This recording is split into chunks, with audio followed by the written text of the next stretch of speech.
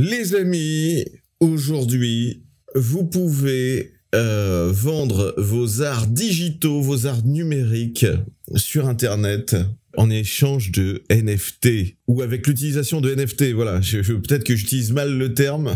Voilà. Et vous pouvez rendre du coup votre œuvre numérique unique grâce au NFT. Qu'est-ce que c'est que le NFT ?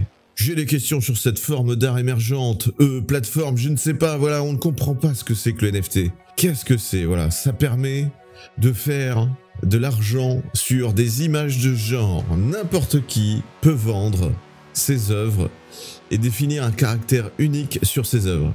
Donc il n'y a rien de tel qu'une explosion de nouvelles de la blockchain pour vous laisser penser « Qu'est-ce qui se passe ici ?» C'est le sentiment que j'ai ressenti en lisant à propos de Grims obtenant des millions de dollars pour des NFT ou de la vente de Nyan Cat en tant que tel. Et au moment où nous avons tous pensé que nous savions en quelque sorte ce qu'était l'accord, le fondateur de Twitter a mis un tweet dédicacé en vente en tant que NFT. Mais qu'est-ce qu'un NFT ? De toute façon, c'est quoi un NFT ? Donc qu'est-ce qu'un NFT ? Que signifie NFT ? Jeton non fongible. Voilà, un non-fungible token. Donc cela signifie qu'il est unique et ne peut pas être remplacé par autre chose. Voilà, le terme fongible, ça veut dire quelque chose qui est remplaçable par autre chose. L'exemple le plus concret pour le terme fongible, c'est un billet de 10 € peut facilement se faire échanger par un autre billet de 10 € ou bien tout simplement par deux billets de 5 par exemple. Ce sera toujours 10 €. Par contre, quelque chose de non fongible, c'est une toile de Monet, c'est une toile de Van Gogh, c'est une sculpture unique créée par les petites mains d'une personne, ça c'est non fongible. Et donc un bitcoin est fongible, échangez-en un contre un autre bitcoin et vous aurez exactement la même chose. Cependant, une carte à collectionner unique, voilà donc autre exemple, en ce genre n'est pas fongible. Si vous l'échangez contre une autre carte, vous aurez quelque chose de complètement différent. Vous avez abandonné un Squirtle et obtenu un 1909 T206 Honus Wagner, que Stadium Talk appelle la Joconde des cartes de baseball, et je vais leur croire sur parole. Et pareil, je vais les croire sur parole. Et donc, comment fonctionnent les NFT ? À un niveau très élevé, la plupart des NFT font partie de la blockchain Ethereum. Ethereum, hein, comme on dit dans le jargon des crypto-monnayeurs.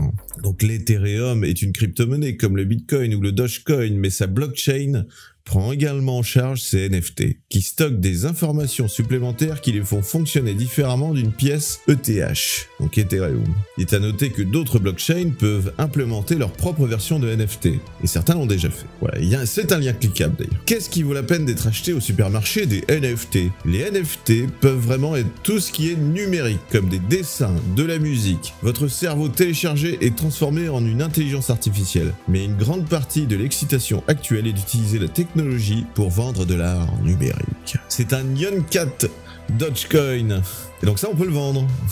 On peut le vendre sur OpenSea. Et OpenSea, c'est une plateforme de vente d'art numérique. Donc ça, on va le voir juste après. Je veux dire, par exemple, les gens qui achètent mes bons tweets. Alors, je ne pense pas que quiconque puisse vous arrêter, mais ce n'est pas vraiment ce que je voulais dire. Une grande partie de la conversation porte sur les NFT en tant qu'évolution de la collecte des beaux-arts, uniquement avec l'art numérique. Donc, lorsque nous avons proposé la phrase « acheter mes bons tweets », nous essayons de penser sur quelque chose de tellement stupide que ce ne serait pas une chose réelle. Alors bien sûr, le fondateur de Twitter en a vendu un pour un peu moins de 3 millions de dollars. Il a vendu un tweet 3 millions de dollars, peu de temps après avoir publié l'article. Donc les gens pensent-ils vraiment que cela deviendra comme une collection d'art ? Et donc je suis sûr que certaines personnes l'espèrent vraiment, comme celui qui a payé près de 390 000 dollars pour une vidéo de 50 secondes de Grims, ou celui qui a payé 6,6 millions de dollars pour une vidéo de Beeple. En fait, c'est fou, hein, Beeple, un artiste que je suis depuis des années, était complètement inconnu au bataillon et maintenant c'est devenu une énorme référence dans le monde de la création des looks vidéo et de l'art 3D. Et donc l'une des pièces de Beeple a été vendue aux enchères chez Christie's. La Famou, la Famousso. Et alors est-ce qu'ils nous mettent le prix ? Là ils le mettent pas, mais ça a été vendu 69 millions de dollars.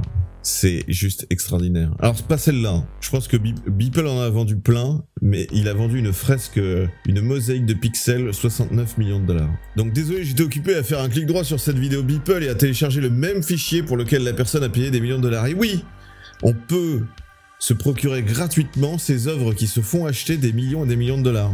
Juste en faisant un clic droit et en l'enregistrant, c'est tout. Donc c'est impoli. Eh ben oui, c'est là que ça devient un peu gênant. Vous pouvez copier un fichier numérique autant de fois que vous le souhaitez, y compris les illustrations incluses avec un NFT. Mais les NFT sont conçus pour vous donner quelque chose qui ne peut pas être copié, c'est la propriété de l'œuvre. C'est-à-dire que vous en devenez le propriétaire. Donc même si ça se fait copier dans tous les sens, comme par exemple une Mona Lisa ou un Van Gogh qui va se faire copier dans tous les sens, il restera toujours l'original qui lui restera unique. Et c'est ça qu'on achète. On achète la propriété de l'œuvre. Bien que l'artiste puisse toujours conserver les droits d'auteur et de reproduction, tout comme pour les œuvres d'art physique. Pour le dire en termes de collection d'art physique, tout le monde peut acheter une estampe monnaie. Mais une seule personne peut posséder l'original, voilà, donc c'est ce que je disais. Pas d'ombre à Beeple, mais la vidéo n'est pas vraiment un monnaie. Que pensez-vous du Gucci Ghost à 3600 $? Voilà, c'est celui-là. Cette image que Beeple vendait aux enchères chez Christie's a fini, ah voilà, donc c'est celle-là, a fini par se vendre 69 millions $, ce qui, soi-disant passant, est 15 millions $ de plus que le tableau de Monet Ninfeas vendu en 2014. Donc ça vaut encore plus cher que les œuvres classiques que l'on connaît dans les musées. Et donc voilà, le Gucci Ghost vendu à 3600 $. Mais le propriétaire actuel demande 16 300 $. Et donc c'est là où on va voir juste après que cette nouvelle forme d'échange de NFT ouvre sur plusieurs types de marchés, en tout cas sur 2 différents types de marchés. Celui qui a obtenu ce monnaie peut en fait l'apprécier en tant qu'objet physique, avec l'art numérique, une copie littéralement aussi bonne que l'original. Mais le flex, voilà le flex de posséder un Beeple original, à quoi ça sert? Ça dépend vraiment si vous êtes un artiste ou un acheteur. Je suis un artiste, tout d'abord je suis fier de toi. Marche à suivre. Vous pourriez être intéressé par les NFT, car cela vous donne un moyen de vendre un travail pour lequel il n'y aurait peut-être pas beaucoup de marché. Si vous avez une idée d'autocollant numérique vraiment cool, qu'allez-vous faire? Le vendre sur l'App Store à iMessage? Certainement pas. En outre, les NFT ont une fonctionnalité que vous pouvez activer qui vous paiera un pourcentage chaque fois que le NFT est vendu ou change de main. Donc ça, c'est énorme.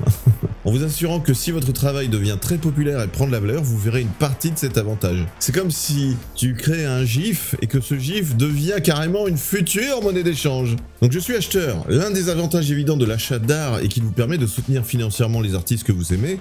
Et c'est vrai avec les NFT qui sont bien plus à la mode que les autocollants Telegram. Les télégrammes, hein. Et donc l'achat d'un NFT vous donne généralement des droits d'utilisation de base, comme la possibilité de publier l'image en ligne ou de la définir comme photo de profil. De plus, bien sûr, il y a le droit de se vanter que vous possédez l'art avec une entrée blockchain pour le sauvegarder. Et donc, je suis acheteur, mais je veux dire, je suis collectionneur, voilà, je suis pas un enfoiré non plus. Ah d'accord, ok, donc les NFT peuvent fonctionner comme n'importe quel autre actif spéculatif, où vous l'achetez et espérez que sa valeur augmentera un jour, afin que vous puissiez le vendre pour un profit. Je me sens un peu sale. Cependant, chaque NFT est unique, dans le sens technique ennuyeux que chaque NFT est un jeton unique sur la blockchain, mais bien que cela puisse être commun, comme un Van Gogh, où il n'y a qu'une seule version définitive, cela pourrait aussi être comme une carte à collectionner, où il y a 50 ou des centaines d'exemplaires numérotés de la même œuvre d'art. Donc ça c'est fou ça. Ça c'est fou, c'est comme si toutes les images sur internet pourraient se transformer en cartes Pokémon. Qui paierait des centaines de milliers de dollars pour ce qui équivaut essentiellement à une carte à collectionner? Eh bien cela fait partie de ce qui rend les NFT si désordonnés. Certaines personnes les traitent comme s'ils étaient l'avenir de la collection d'œuvres d'art, comme terrain de jeu pour les méga riches, et d'autres les traitent comme des cartes Pokémon où elles sont accessibles aux gens normaux, mais aussi un terrain de jeu pour les méga riches. De toute façon, c'est toujours un terrain de jeu pour les méga riches, hein, quoi qu'il en soit. Peu importe ce que c'est, les méga riches ont un terrain de jeu déjà gigantesque dans tous les domaines. En parlant de cartes Pokémon, Logan Paul vient de vendre quelques NFT relatifs à une boîte d'1 million $. S'il te plaît, arrête, j'ai testé, tout ça va. Voilà, le mec a fait une carte Logan Paul. Donc, il a vendu des clips NFT qui ne sont que des extraits d'une vidéo que vous pouvez regarder sur YouTube à tout moment pour un maximum de 20 000 $. 20 000 $. Il a également vendu des NFT d'une carte Pokémon Logan Paul. Qui a payé 20 000 $ pour un clip vidéo de Logan Paul? Un imbécile et l'argent sont bientôt séparés, je suppose? Pas du tout. Ce serait hilarant si Logan Paul décidait de vendre 50 autres NFT de la même vidéo. Et il peut le faire, parce qu'il peut définir que son art, il le vend de manière unique ou il le vend de manière multiple. Et ça c'est intéressant, il y a tellement de variantes possibles. Mike Shinoda de Linkin Park, qui a également vendu des NFT contenant une chanson, en a parlé. C'est totalement une chose que quelqu'un pourrait faire s'il était, selon ses propres termes, Un con opportuniste tordu. Je ne dis pas que Logan Paul est ça, juste que vous devriez faire attention à qui vous achetez. Et c'est ça que je trouve incroyable, c'est que ce marché, voilà, il y a Linkin Park, il y a Logan Paul, il y a Beeple et tout ça, qui sont là-dedans déjà, depuis des mois. Ils sont là-dedans. Donc clairement, là ça débarque, ça commence à s'ouvrir au public. Mais comment c'est possible que ces mecs-là, on puisse avoir l'information et connaître l'existence de ce marché-là? Alors soit, effectivement, ils se sont bien renseignés, ils se sont risqués sur un truc qui n'était pas encore très populaire, donc c'est extrêmement risqué. Mais ce qui est fou, c'est qu'il y en a énormément qui s'y sont mis, quoi. Ils sont dans le réseau, ouais, c'est ça. Donc les méga riches. Un réseau de méga riches. Donc puis-je acheter cet article en tant que NFT? Non, mais techniquement, tout ce qui est numérique peut être vendu en tant que NFT, y compris les articles de Quartz et de New York Times, à condition que vous ayez entre 1800 et 160 000 $. Deadmo 5 a vendu des autocollants animés numériques. Des gifs, quoi. William Shatner, oui, Captain Kirk, a vendu des cartes à collectionner sur le thème de Shatner, dont l'une était apparemment une radiographie de ses dents. Comment c'est possible que William Shatner se soit mis à ça? Mais c'est vrai que c'est quand même étonnant. Tous les plus gros se sont mis dans cette place-là, tu vois, comme beaucoup de choses auparavant. Hein. Et voilà, ils sont déjà dans la place, ils en ont bien profité déjà. Et du coup, maintenant, ça s'ouvre au public. Donc ça, c'est incroyable. Donc, William Shatner, hein, voilà. Comment c'est possible que ce mec puisse se dire, ok, je vais me mettre dans les NFT, je vais vendre mes dents. Comment il a pu comprendre aussi rapidement le système et se dire, ouais, ça va être génial et tout ça. En fait, pourrais-je acheter les dents de quelqu'un en tant que NFT? Il y a quelques tentatives pour connecter des NFT à des objets du monde réel, souvent comme une sorte de méthode de vérification. Nike a breveté une méthode pour vérifier l'authenticité des baskets à l'aide d'un système NFT qu'il appelle le CryptoKicks. Voilà, les coups de pied crypto. Mais jusqu'à présent, je n'ai trouvé aucune dent. Et j'ai peur de regarder. Alors, il existe plusieurs marchés qui ont surgi autour des NFT, qui permettent aux gens d'acheter et de vendre. Celui-ci inclut OpenSea, Rarible et le choix de Grimm's Choice, Nifty Gateway. Voilà, donc ce sont des sites web, sachant que OpenSea et Rarible sont vraiment les plus simples et les plus accessibles à n'importe qui. Donc ça, on ira voir juste après. Voilà, ça c'est le site Rarible. C'est très facile de s'y inscrire. Et j'ai entendu dire qu'il y avait des chatons impliqués. Parlez-moi des chatons. C'est-à-dire que les plus gros, les méga riches, se sont déjà servis en Xbox. C'est comme tous les influenceurs qui se sont déjà servis sur les sorties de jeux et tout ça. Ils ont toujours tout un mois avant tout le monde. Donc les NFT sont vraiment devenus techniquement possibles lorsque la blockchain Ethereum a ajouté leur prise en charge dans le cadre d'une nouvelle norme. Bien sûr, l'une des premières utilisations était un jeu appelé CryptoKitties, qui permet aux utilisateurs d'échanger et de vendre des chatons virtuels. Merci Internet. Donc effectivement, Ethereum, voilà, et n'oublions pas le fondateur d'Ethereum, qui il y a quelques semaines est devenu le plus jeune milliardaire au monde. Est-ce que c'est lié? C'est possible, parce que c'est du coup, les NFT s'échangent majoritairement en Ethereum. J'adore les chatons, pas autant que la personne qui a payé plus de 170 000 $ pour un. Celui-là, 170 000 $, juste pour avoir cette image. Au final, ça se résume à le droit à l'utilisation ad vitam de n'importe quelle œuvre. Et de pouvoir la montrer dans tout ce que je veux, pouvoir la réutiliser, tout ça. Pourquoi pas tester? Mais je pense que c'est comme YouTube. À partir du moment où tu proposes quelque chose qui va plaire, qui va être intéressant et tout ça, il va peut-être y avoir des gens qui vont trouver ça génial. Comme par exemple quand tu vas dans une galerie ou quoi d'un artiste inconnu, tu trouves que son style est sympa, les prix sont intéressants, même s'il n'est pas connu, tu te dis allez je vais prendre quelques œuvres, si jamais un jour le mec devient célèbre, ça aura de la valeur. Ce qu'il faut voir c'est le futur en fait là-dedans. Mais à mon avis les chatons montrent que l'un des aspects les plus intéressants des NFT pour ceux d'entre nous qui ne cherchent pas à créer l'antre d'art d'un dragon numérique est la façon dont ils peuvent être utilisés dans les jeux. Il existe déjà des jeux qui vous permettent d'avoir des NFT en tant qu'objet. Ça c'est incroyable. On a même des parcelles de terrain virtuelles sous forme de NFT. Ça c'est incroyable. Il pourrait y avoir des opportunités pour les joueurs d'acheter un pistolet ou un casque unique dans le jeu ou quoi que ce soit en tant que NFT. C'est incroyable. Ce qui serait un flex que la plupart des gens pourraient réellement apprécier. C'est incroyable. Puis-je réussir un braquage de musée pour voler des NFT? Ça dépend. Une partie de l'attrait de la blockchain est qu'elle stocke un enregistrement de chaque fois qu'une transaction a lieu, ce qui rend plus difficile le vol et le retournement que par exemple une peinture suspendue dans un musée. Cela dit, les crypto-monnaies ont déjà été volées, donc cela dépendrait vraiment de la façon dont le NFT est stocké et de la quantité de travail qu'une victime potentielle serait prête à fournir pour récupérer ses affaires. Voilà, veuillez ne pas voler, s'il vous plaît. Dois-je m'inquiéter de la présence de l'art numérique dans 500 ans? Bah probablement, parce que la pourriture des bits c'est une chose réelle, la qualité de l'image se détériore, les formats de fichiers ne peuvent plus être ouverts, les sites web disparaissent, les gens oublient le mot de passe de leur portefeuille, mais l'art physique dans les musées est également extrêmement fragile. Donc c'est pareil, je souhaite maximiser mon utilisation de la blockchain, puis-je acheter des NFT avec des crypto-monnaies? Oui, probablement. De nombreux marchés acceptent Ethereum, mais techniquement n'importe qui peut vendre un NFT et demander la devise de son choix. Le trading de mes NFT Logan Paul contribuera-t-il au réchauffement climatique et à la fonte de Groenland?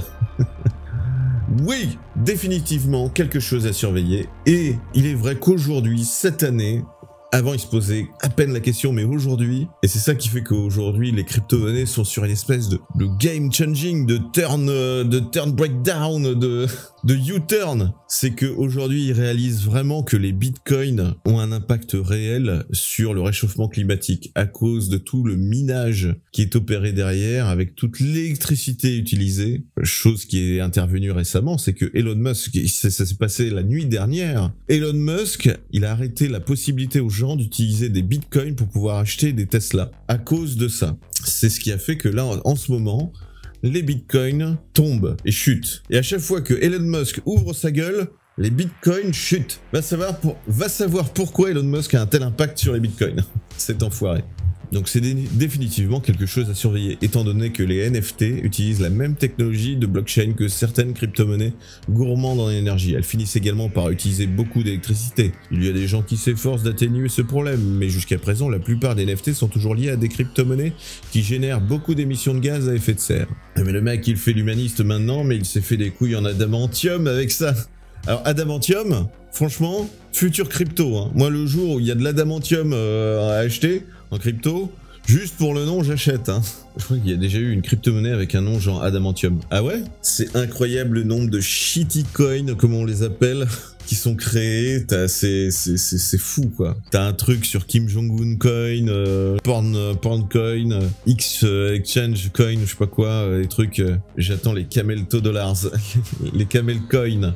Donc puis-je construire une grotte, bunker, d'art souterrain pour stocker mes NFT? Eh bien comme les crypto-monnaies, les NFT sont stockés dans des portefeuilles numériques, bien qu'il soit intéressant de noter que le portefeuille doit spécifiquement être compatible NFT, cependant, vous pouvez toujours mettre le portefeuille sur un ordinateur dans un bunker souterrain. Êtes-vous fatigué de taper NFT? Oui, mais vous n'êtes pas fini d'entendre parler. Il va y en avoir de plus en plus, mais donc les deux principales, c'est OpenSea et Rarible. Donc ça c'est Rarible, et franchement, c'est très facile d'utilisation, c'est super simple. Il vous suffit juste d'avoir un compte Coinbase ou n'importe quelle wallet où dedans vous pouvez échanger de l'Ethereum, vous pouvez créer votre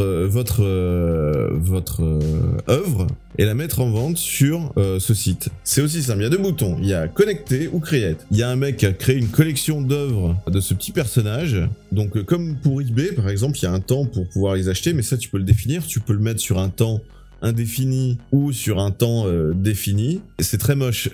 Mais il y en a qui aiment. Voilà, c'est l'art. Hein. L'art, tu vois, les trucs les plus moches se font généralement vendre le plus cher. Et donc là, le dernier bidder a mis quand même 400 $, 388 $ sur cette image, pour être propriétaire de cette image. Est-ce que on peut réduire nos impôts si on achète une art numérique comme ça? Cette image-là, c'est la même que l'autre. Je peux l'enregistrer, je peux enregistrer l'image et je l'ai, c'est bon. Mais je ne serai pas le propriétaire. La personne qui va l'acheter va devenir le propriétaire. Et donc ça veut dire qu'il pourra par exemple la mettre en photo de profil, ou bien le mettre sur une de ses vidéos s'il fait des vidéos, ou bien l'imprimer, mettre chez lui, et voilà. Et donc la possibilité c'est d'acheter une œuvre très connue, et après de la revendre derrière. Donc ça aussi c'est intéressant. Et c'est pour ça que des œuvres se font acheter une blinde. Surtout quand tu sais qu'une œuvre, tu deviens le propriétaire d'une œuvre de Beeple, par exemple, Beeple qui est devenu, ce que je disais tout à l'heure, extrêmement connu en l'espace de quelques mois. Voilà, des sculptures nulles, un gif nul, voilà, tout ça, ça se vend, tout ça, ça se vend. Ça, combien? Ok, personne, ok, ça m'étonne pas. Donc voilà, j'avais vu que cette œuvre-là, qui est une mosaïque de pixels, moi c'est ça que j'avais vu, il me semblait que c'était cette œuvre-là de Beeple qui avait été vendue 69 millions $. Ça va au-delà de ça, là, tout à l'heure, je disais que le créateur de Twitter avait vendu, il a écrit un article là-dessus, et peu de temps après, mais genre quelques minutes après, il a écrit un tweet, il a fait un tweet, et ce tweet-là, il l'a mis en vente en NFT, et il l'a vendu 3 millions de dollars. Juste un tweet. Il n'y a pas de création, il n'y a rien, il n'y a pas d'œuvre. Donc ça peut être une œuvre numérique, mais ça peut être tout. Ça peut être une photo.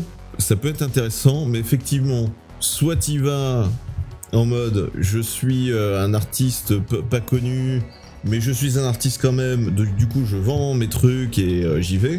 Pas mal de Français qui le font, il y a vraiment des gens qui sont pas très connus, mais ça marche quand même, et ils les vendent en NFT. Un artiste, un chorégraphe, qui vendait des vidéos de ses chorégraphies, ben, il arrivait à les vendre bien comme il faut sur le marché des NFT. Alors que s'il passait par la voie classique, ben, que dalle, il peut pas les vendre. Comme là, par exemple, Mario Bitcoin. Voilà, ils font ça. Ils vendent des cartes. Il y a même des mecs. Il y a un mec qui vend, il y en a même plusieurs, hein. Ils vendent des espèces de faux blisters de jouets. Donc en 3D, qui tournent sur eux-mêmes. Ça sert à rien. Ça, c'est le shitty art. Voilà. Voilà, ça, je trouve ça sympa pour le coup. Je sais pas combien ça se vend, mais je trouve ça un peu stylé. Ça, c'est une très bonne idée, je trouve. 900 $. Il vend ça, 900 $, cette image, ce gif. Oh, bonjour Twitch. Qu'est-ce qu'on a vu là? J'ai cru voir une encre. Bref, il y a vraiment tout et n'importe quoi. Et donc, je pense que la bonne idée, c'est effectivement de partir sur le... en tout cas, beaucoup de gens font ça, c'est-à-dire de partir vers une collection. C'est sympa d'avoir une collection. Bref, les bisous, abonnez-vous, cloche NFT, pouce bleu NFT, merci NFT.